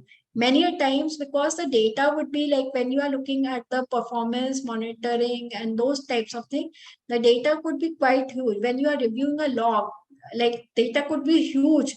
So you may require using of analytics tools specifically to see whether there has not been any breaches, whether there have been a properly identification closure of the same. So depending on the type of IT control you are testing, your audit execution approach will depend on it. But at the end of it, we need to ensure that all the evidences which we are collecting, we need to document those evidences. They should be sufficient. They should be meeting the objective of the audit control activity for which we are collecting it. They should be appropriate, consistent, reliable, and they should be confirming the nature, timing, and sufficiency. So we have the standard SIA 320 of internal audit evidence. So evidence should conform to the requirement of that standard, And internal auditor, while reviewing the evidences, should always exercise their due cares and professional skepticism. So for instance, when you are interacting, policy is saying something, during the discussion with the management, you are finding something which is different what is written in the policy being communicated by them. And when you are expecting the like observing in the application or doing your configuration testing, there you find something else which is configured, which is like totally different from policy and what is in the corroborative inquiry. Then you see a log, then you find that there has been a lot of changes over a period of time. Like there are a lot of variation in the configuration. Sometime it was set X and then it was changed to Y, and then again it was set to X and then again Y. Then log was disabled for certain time and then again log was enabled. So you need to consider those things, apply your professional judgment and skepticism to see that whether whatever you are getting is correct, accurate, and is reliable enough. Here in this case, what may happen is you will have to revisit the change management process, whether they are taking approval every time they are opening the system and closing the system, whether the administrator is using his roles in a right manner or not. So always and always, one of the very important requirement is to have the care and diligence while doing our audit, internal audit engagement. Once we have done this, the next step for us is to look at the documentation, to document this thing. Because see, what happens is IT environment audit sometimes, although a lot of it is configuration based and thing, but these configuration could be changed later on. These configuration, like at the time you audited, they were effective, they may be changed differently or maybe. So you need to put everything in a proper manner. Your working paper should be properly documented. So right from the scoping, like you prepare, to the planning, to the risk assessment, to the every aspect of your audit process need to be documented. And SIA 330 talks about documentation, same needs to be followed. So these are few of the audit like document which you need to have, which is IT and environment understanding. The risk assessment of IT. When we do IT risk assessment, it has to be aligned with the business process, which is being supported by the IT tech system. Then you are planning what tools and technology, skill sets, etc. you are using, what types of audit approach you are going to use for doing this. The risk control matrix of your IT, which clearly lists down based on your understanding the risk, and based on that the controls, and then the test procedures and approach, and then the working papers, reports, gathering of evidences, all that needs to be there, and then the IT audit report. We may use like modern technologies for documenting this thing to make it more efficient. Now, when we are done with this, like the next step for us is to discuss our findings with the management, to discuss our observations with the process owner, and communicate with them of the audit results, and also gather from them the responses of the internal audit observation. So internal audit observations should be documented, discussion should happen. Many a times there would be, while we are discussing the deficiency, there could be an alternate control. For instance, it may happen like, for instance, a person ID has not been deactivated from application SAP, and the person who has left, his ID is still active. But in that case, company may have adopted single sign-on. And the people will first be required to log into the application operating system, which is like through their ID on Microsoft, like the user ID and password. And once they have logged into that, then only they can open SAP application and perform the transaction. And if that, like the other ID, Microsoft ID has been deactivated, and the last working day and SAP ID has not been deactivated, there won't be any risk. Because why? The person cannot log into SAP, but even if his ID is not deactivated. Why? Because his primary single sign-on ID has been deactivated. So we need to look at those like things. When we are discussing, many a times management gives us explanation. They tell us that there is an additional control, there is an alternate control, there is a compensating control to actually address those risks. For our risk assessment, for our reporting purpose, then we need to do those additional procedures. Also, we need to have a root cause analysis. When we do a root cause analysis, for instance, when we are it is always like the third or fourth question which will bring us to the correct root cause. You may have an audit observation that IT asset inventory is not properly maintained. When you start doing the root cause, they will say that we don't have a tool for it. When you will start doing asking subsequent question, you will ultimately understand, since there is no owner of it, there is no owner of IT data, there is no owner of IT server, there is no owner of it. That is why it has not been properly documented. So when we start doing this, like asking 3-4 questions, we get a thing.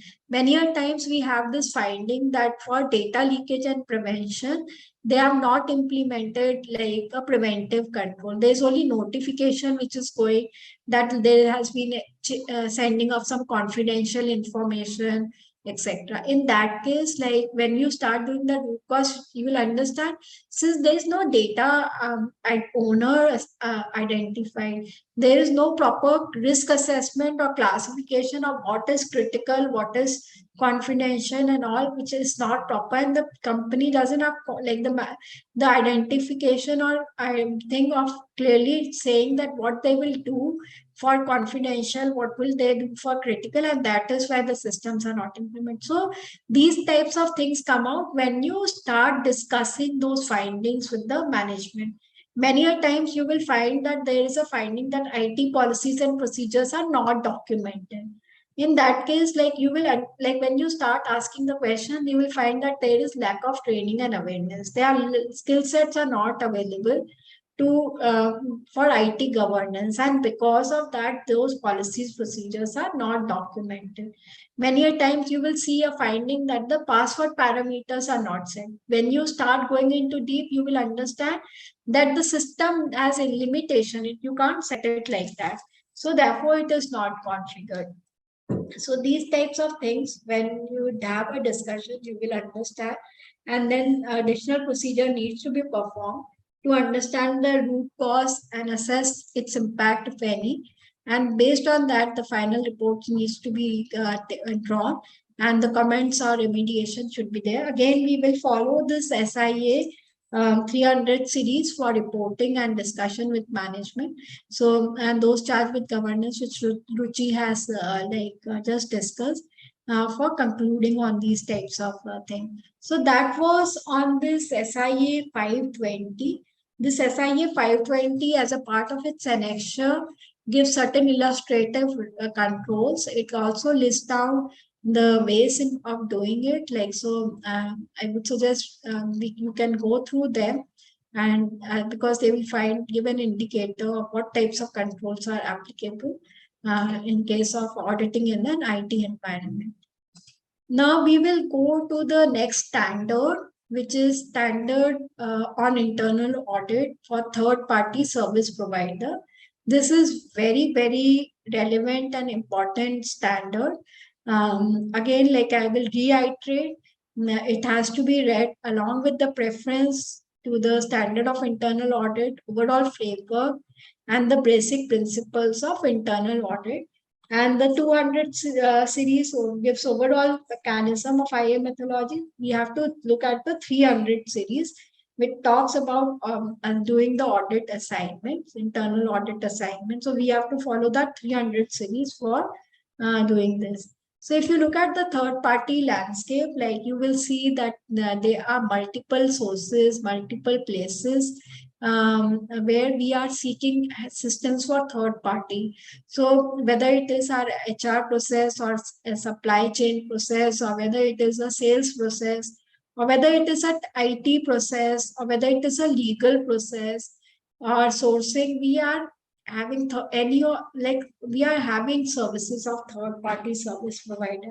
Even the smaller organizations are having much more larger third party service provider giving them services as compared to the larger organizations. and larger organizations have a different scale of third-party service landscape. Startups are having lot of third parties who are rendering services right from accounting to various aspects of their supply chain management, customer support, and then the legal aspect. Technology, they are mostly hosting on cloud, and they are developing and are leveraging some of the SaaS tools and technologies also. They are the communication, the social media handles are being handled by some other person. R&D, they may have outsourced.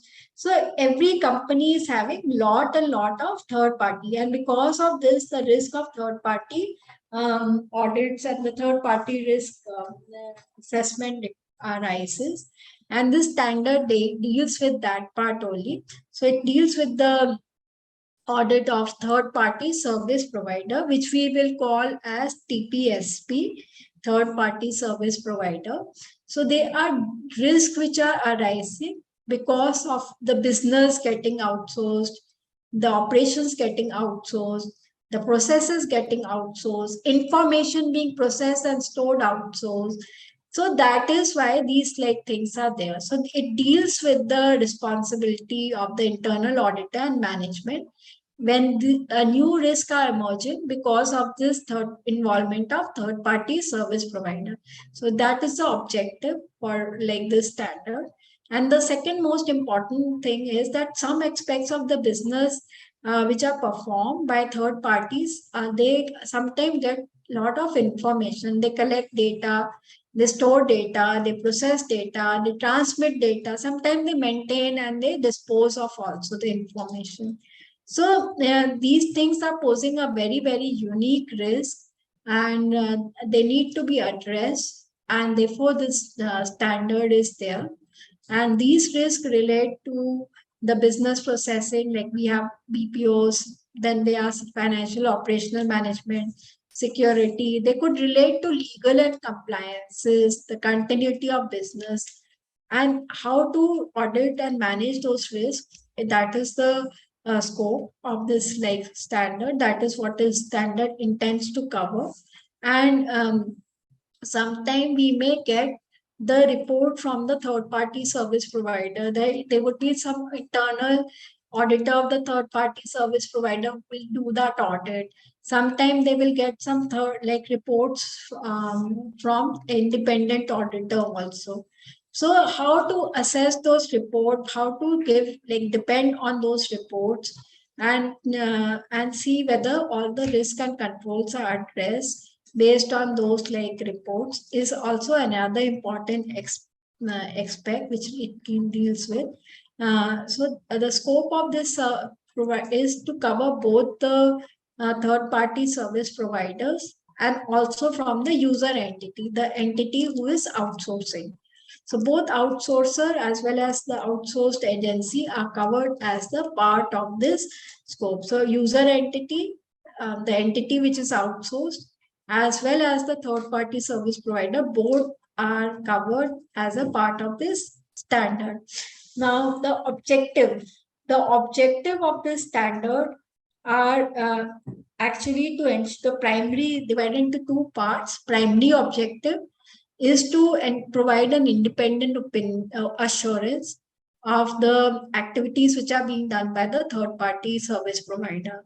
It is like looking at the risk which are outsourced, looking at the adequacy of the controls, specifically with respect to errors or irregularity which may happen on financial, operational and reporting side, the efficiency aspect of it in collection, storage, processing of information, and then compliances with the policies, procedures, contractual, statutory and regulatory requirements. So the independent assurance will cover all these, it can cover all of them, or depending on the scope, it can cover any one of them also.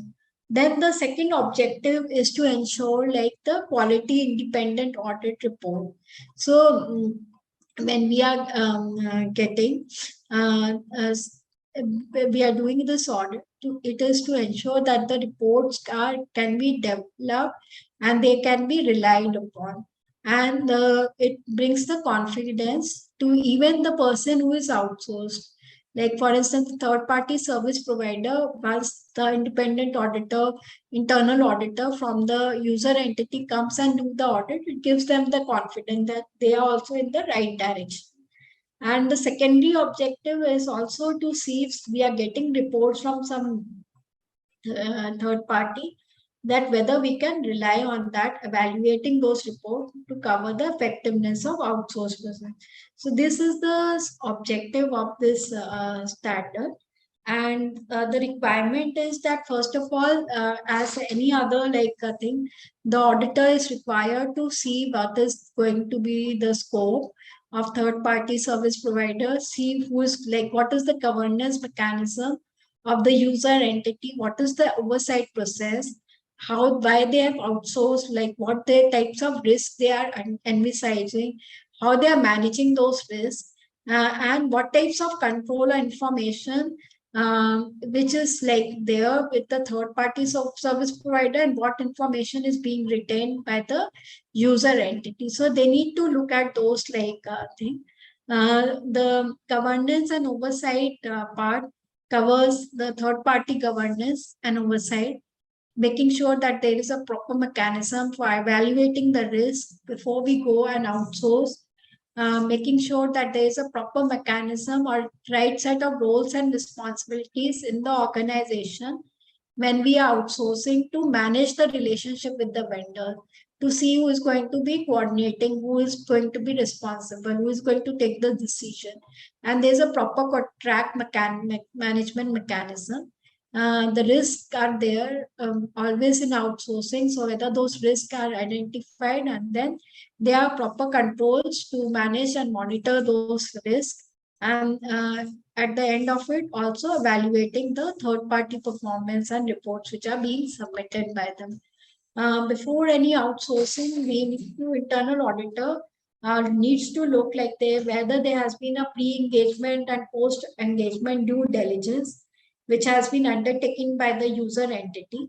They should assess how the decision was taken to outsource, what types of controls were given to them, how the assessment was done with respect to what is to be done in-house, what is to be done outside, and what types of planning was done before we outsource those types of things. So therefore, a complete due diligence should be studied by the internal auditor, and based on that they should scope and or plan their audit and decides the audit procedure to be performed. So for this, they need to study the due diligence, user entity due diligence, governance, risk and control environment.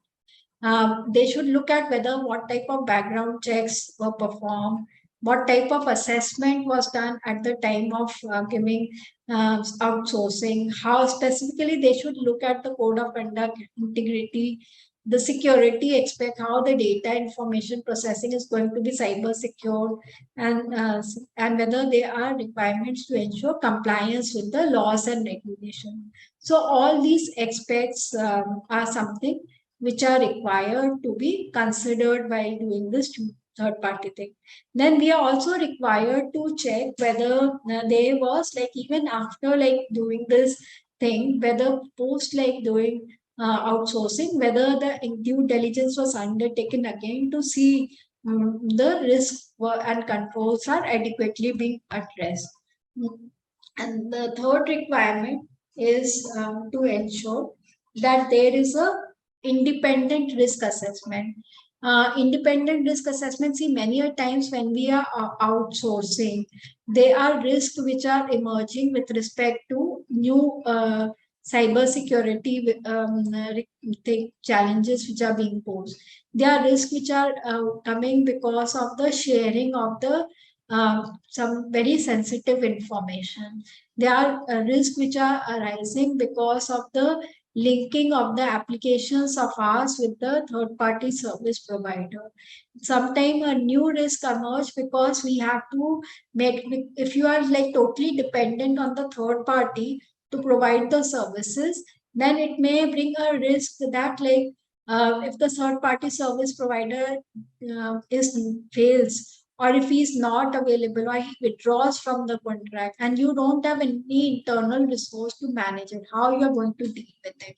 So therefore, a regular periodic risk assessment needs to be conducted by the management, and the internal auditor has to review that to see how those risks are being identified, what steps have been taken by the management to address those risks, to mitigate those risks, to identify an alternate vendor, to make sure that they have somebody trained and managing those relationships, to ensure that you are regularly getting the complete information. Anything which is very sensitive is really protected and retained in house.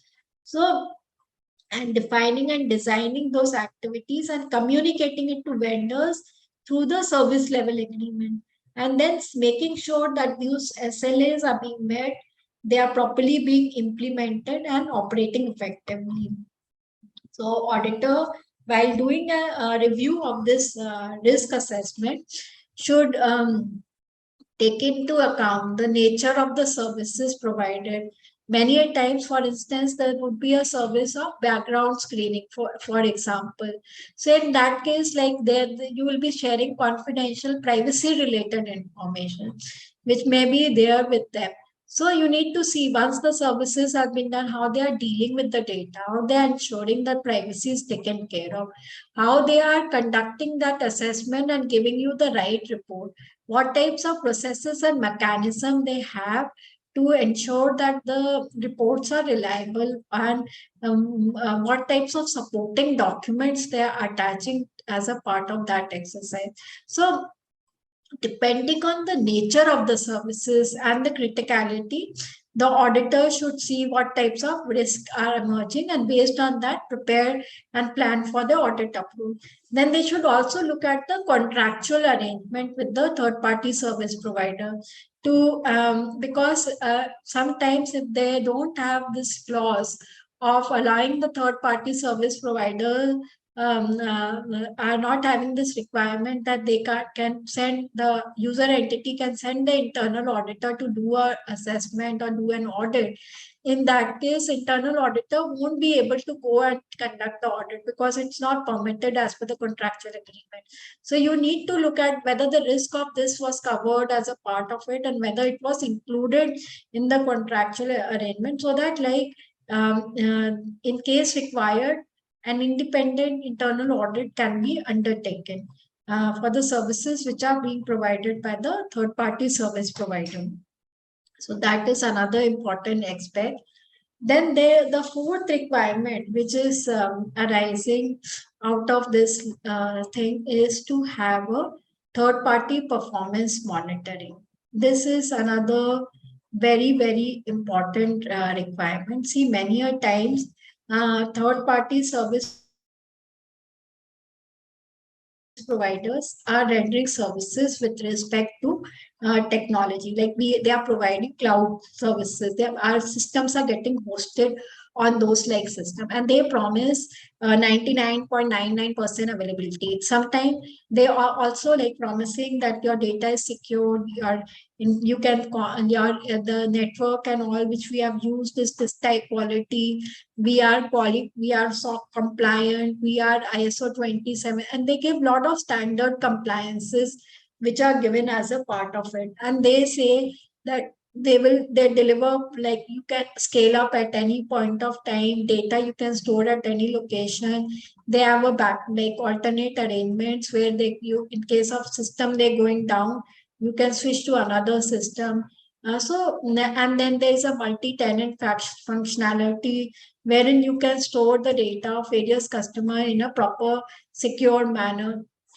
All those things are like given as a part of the service offering, or when you enter into contract with those types of things. But and then there are SLAs which are defined based on the service level agreement, based on the requirements which have been laid down at the time of contracting.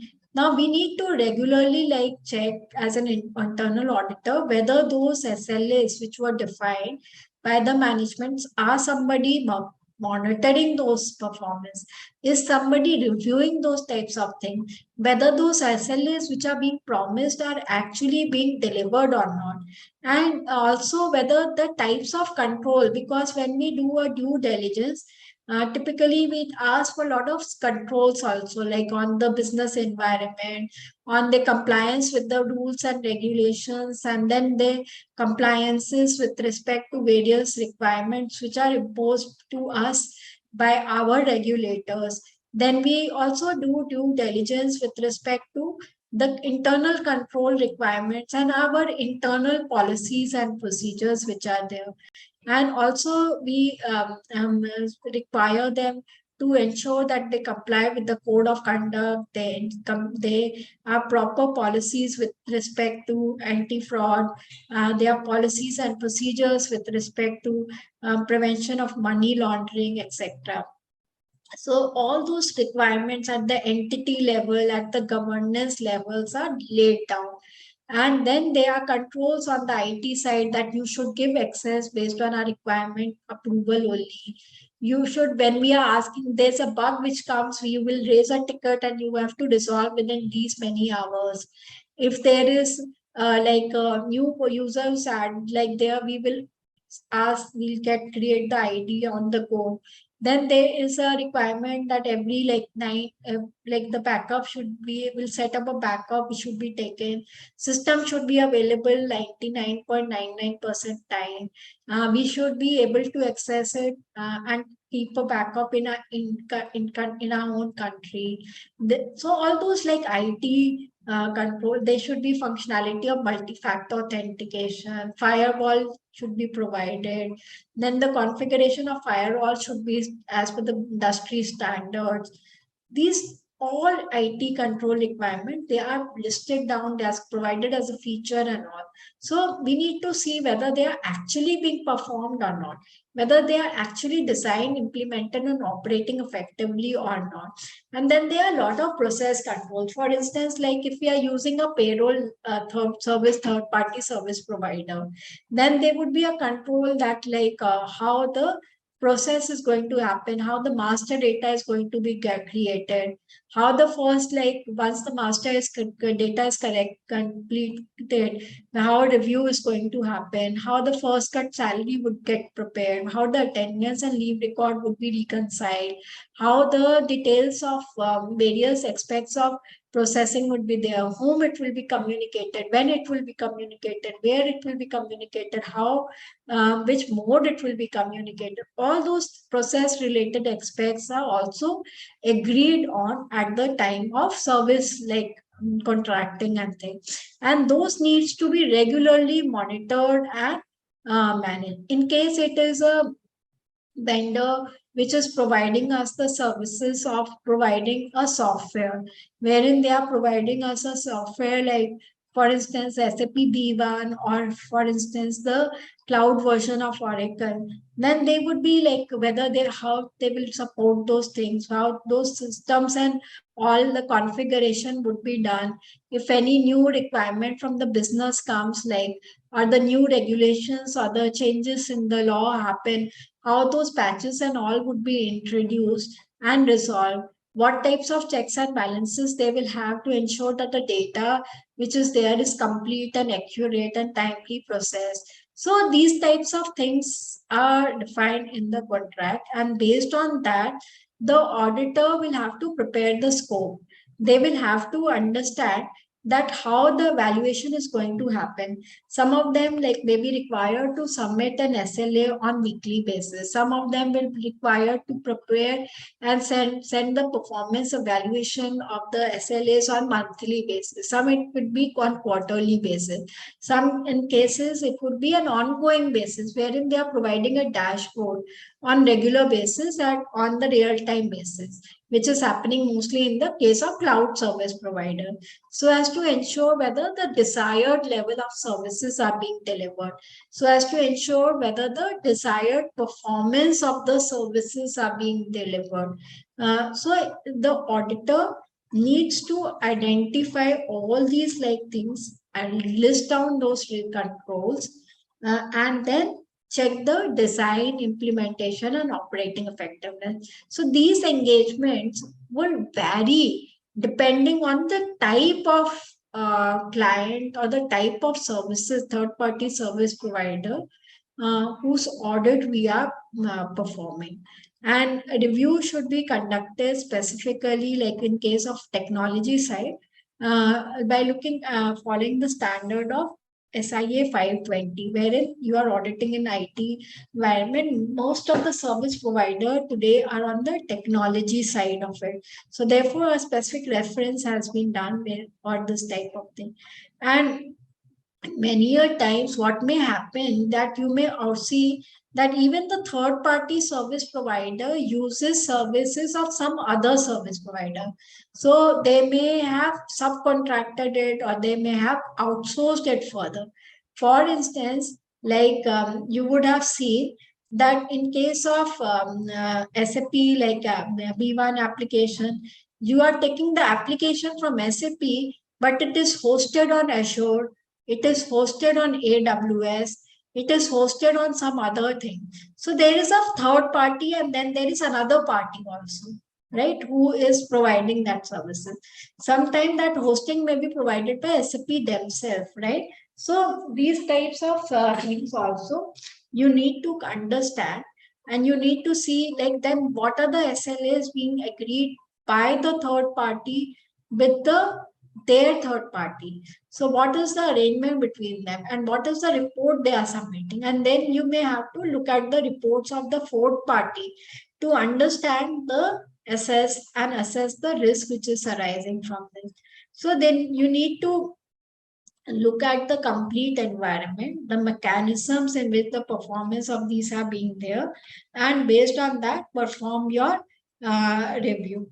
And either they may review it as a part of their own audit scope, in case it is a fourth party, or they may like rely on the work of others. So they may ask the third party to give a report of their like outsourced vendor, and they may intend to rely on those types of things. Why, if the report they can rely if it is as per the requirement of the auditors.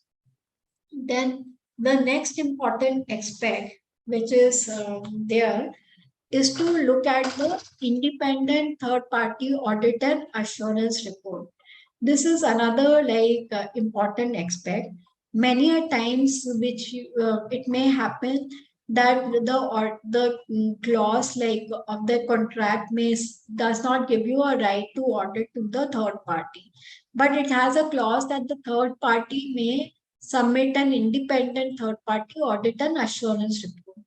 So in that case, you may have to look at those reports. So again, you will apply the same principles which we have like in case of using the work of an expert, the SIA 240.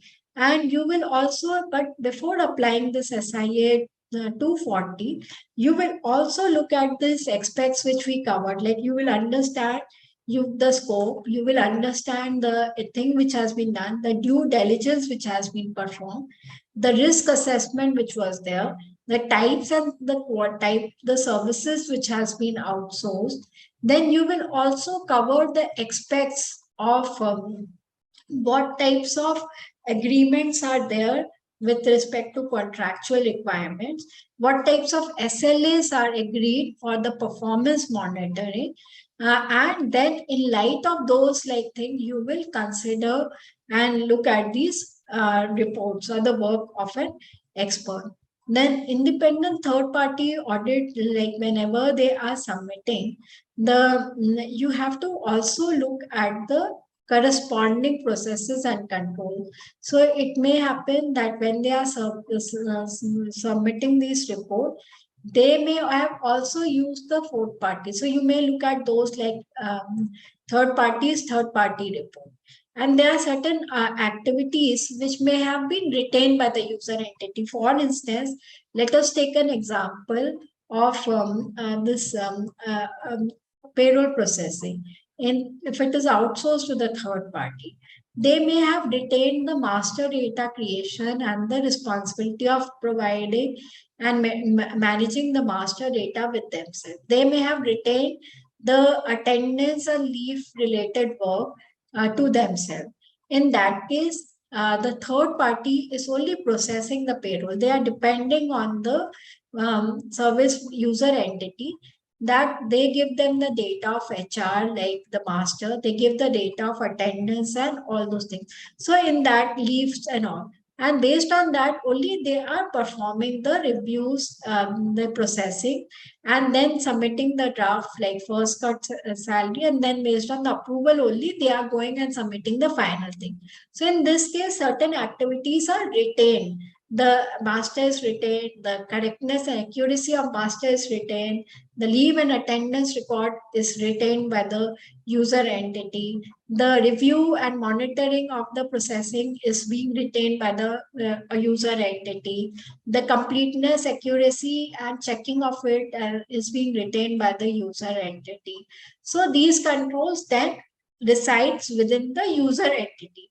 So when we are doing an audit of these types of reports or these types of scenarios, we have to clearly understand what are the complementary user entity control. And for all these complementary user entity control, we need to perform our audit as we are doing in any other case.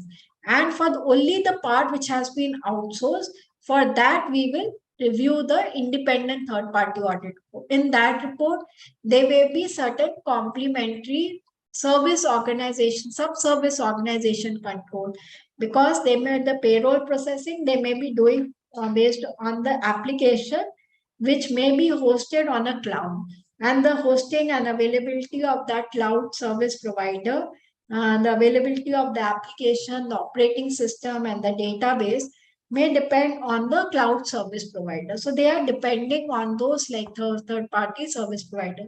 So in that report, they may say that we are using certain complementary sub-service organization control. So we will review them in light of this only, and based on that only we will perform our audit and do this testing. So this is how we are going to cover this entire aspects. So any other questions here, like we can take up now?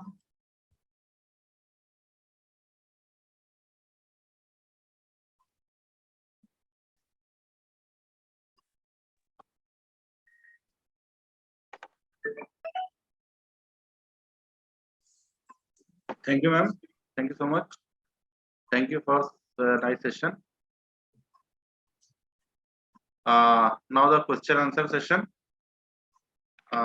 We have answered 15 questions, and now 16th question is, again it's nice session, Arun Sharma. Now 17th question is from Sharad Agrawal ji. He asked, in SAP, what are the T codes and accounting codes? Kindly explain. So transaction codes in SAP, they would depend on the modules which of SAP has been implemented.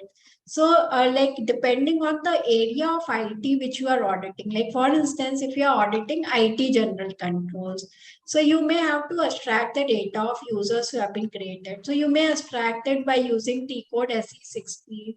Like from there, you can extract the USR02 table, and from that USR02 table, you can get the log of all the IDs which has been created.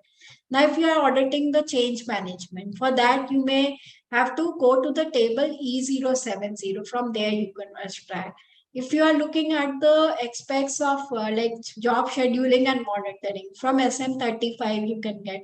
So depending on the modules you are auditing and depending on the area you are auditing, the SAP T codes of that would be there.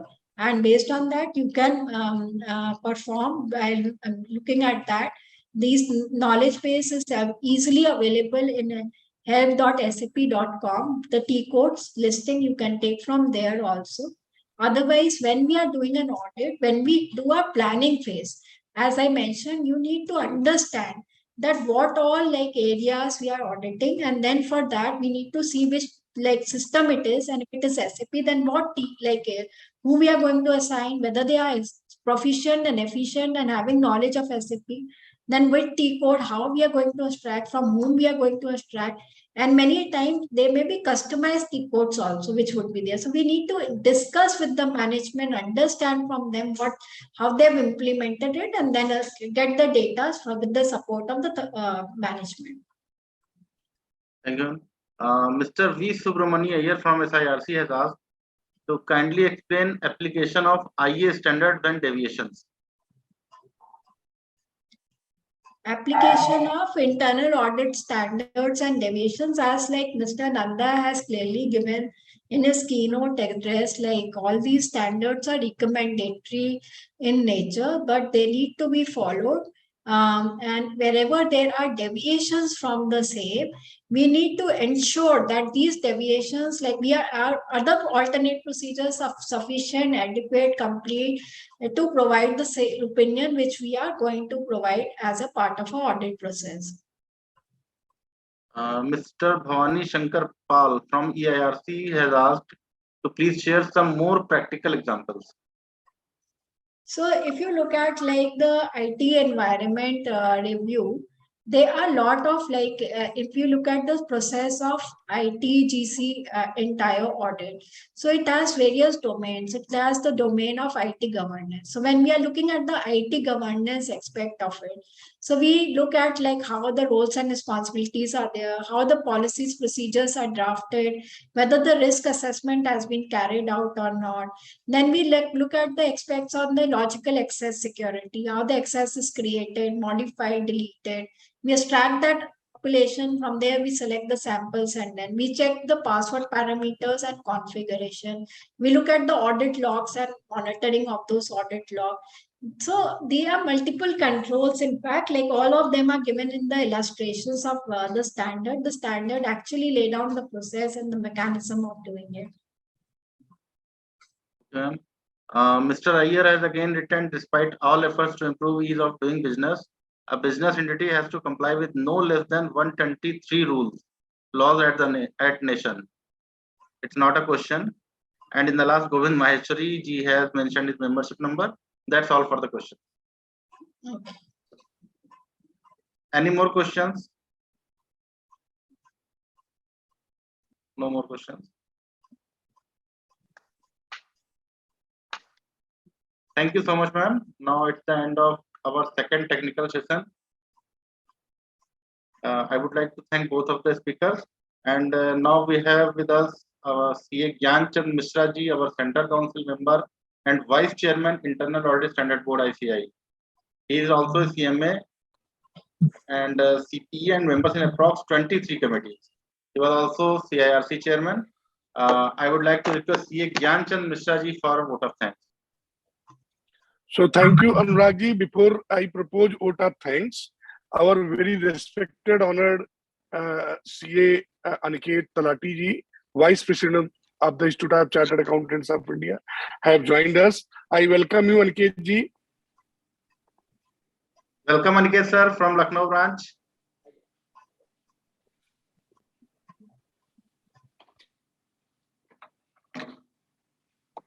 VP sir, am I audible to you?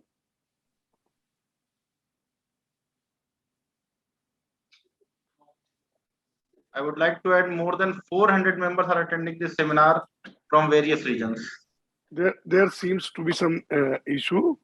I am very much thankful at the outset to the chairman of this very important board, Internal Audit Standard Board, CA Charanjot Singh Nanda sir, in his absentia, for his mentorship and guidance to organize such wonderful programs on every Saturday.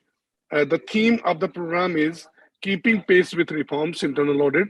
And this is today's program being hosted by Lucknow branch.